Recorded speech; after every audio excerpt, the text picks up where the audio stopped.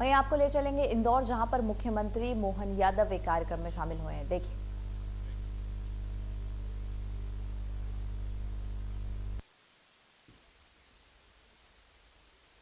इस तरह से डेनमार्क से पधारी मारिया जी, मानी रूसिया जी, विवेक जी, सॉलिसिटर जनरल मानी तुषार मेहता जी, इस अवसर पर उपस्थित सभी समस्त देवियों सज्जनों, न्याय की बात हमारे देश से हजारों लाखों साल से एक अलग प्रकार से अपनी एक पहचान बनाती है और न्याय के किसी पक्ष पे बात करने के लिए विद्वत सभाओं का आयोजन किया जाना, ये भी हमारी अपनी शास्त्रार्थ की परंपरा से लगाकर कई कई कारणों से अलग अलग हर काल हर युग में बड़े सम्मान के साथ इसको देखा जाता था। और उसमें चार चांद तब लग जाते हैं कि जब विक्रमादित्य का राज्य वाला कोई मध्य प्रदेश जैसा राज्य हो, जहां न्याय की परंपरा 2000 साल पहले भी उस काल को आज भी गौरवान्वित करती दिखाई देती है।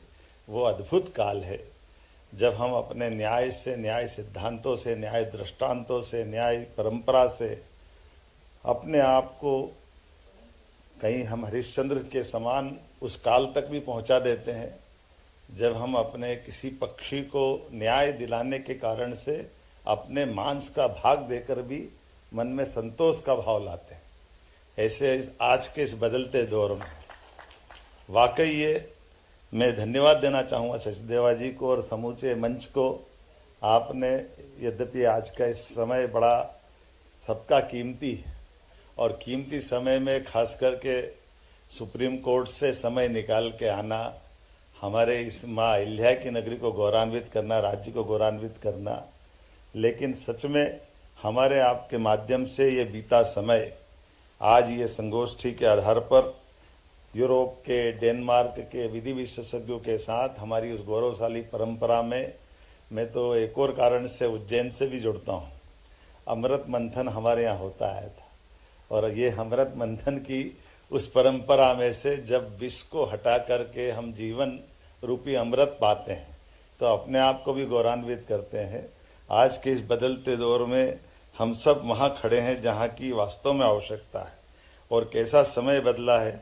परमात्मा की कृपा, यशस्वी प्रधानमंत्री श्रीमान नरेंद्र मोदी जी का शासनकाल चल रहा है, जिस शासनकाल के माध्यम से हमारी न्याय की प्रक्रिया की, न्याय की व्यवस्था की सारी व्यवस्थाओं में हम अपने उस गौरवशाली अतीत से जोड़ करके देखते हैं।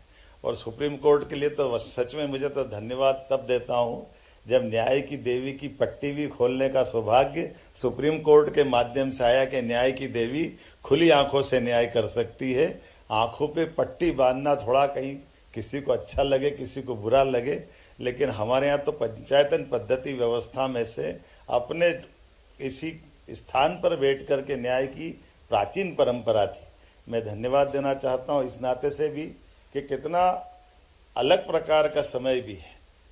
थोड़ा अटपटा जरूर लगेगा, मैं किसी विषय से इतर नहीं जा रहा हूँ, लेकिन इसी इंदौर की नगरी का एक फैसला सुप्रीम कोर्ट से होता है साहबानो प्रकरण का, और कहीं प्रजातंत्र में एक छोटा सा दाग लगता, धब्बा लगता है।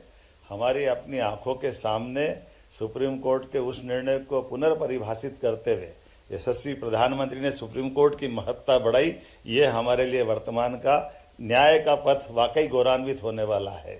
और एक और बात, जिस विषय को लेकर के समाज के अंदर अलग अलग प्रकार की धाराएं बहती थी और एक विषय, ज्वलंत विषय को टालने की जो परंपरा थी, उस टालने की परंपरा के बजाय सीना ठोक करके फैसला देना और दिए गए फैसले को लागू कराना और लागू करा करके दुनिया के अंदर भारत के प्रजातंत्र का मान बढ़ाना, अयोध्या जैसा फैसला भी करके सुप्रीम कोर्ट ने करके दिखाया। हम सबका सौभाग्य है। मैं बधाई देना चाहता हूं इस डायस को। जब हम संगोष्ठी की बात करते हैं तो हमको कमोवेश इन सारी तरफ से अपनी सारी बातों को विचार करते हुए इस विचार यात्रा को आगे बढ़ाने का मौका मिलता है। आज के इस अवसर पर मैं जब आपसे कोई बात कहने के लिए धृष्टता कर रहा हूँ। यद्यपि मेरा दायरा सीमित है, मेरी अपनी मर्यादा भी है, लेकिन चूंकि यहाँ न्याय और न्याय की व्यवस्थाओं के आधार पर आज डिजिटल युग में, आर्टिफिशियल इंटेलिजेंस के समय में, ब्लॉकचेन के समय में, ऑनलाइन प्लेटफॉर्म, ऐसे कई सारे नए माध्यम और नए प्रकार हैं, लेकिन न्याय की आत्मा वही है। न्याय की आत्मा बदलने वाली नहीं है। समानता, पारदर्शिता और विनम्रता और समय पे न्याय की प्राप्ति, इसकी दरकार सदैव रहेगी। मेरी अपनी ओर से पुनः सबका वंदन, अभिनंदन, बहुत बहुत धन्यवाद।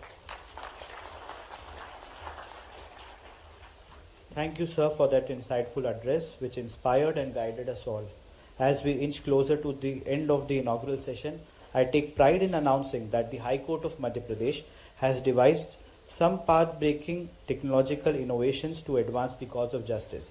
I request Honorable Mr. Justice Vivek Rusia, Administrative Judge, High Court of Madhya Pradesh, Bench at Indore, to please introduce these innovations. Since we are running short of time, therefore, I may be permitted to say, distinguished guest on dais and off the dais, it is privilege to stand before you to reflect on our remarkable journey of digital transformation within the High Court of Madhya Pradesh and its judiciary, a commitment to modernization. Our commitment to an efficient, transparent, and modern justice delivery system is clear through the numerous IT and e-courts initiatives that we have successfully completed. वहीं बिलासपुर में एक अजब गजब मामला सामने आया है, जहां 70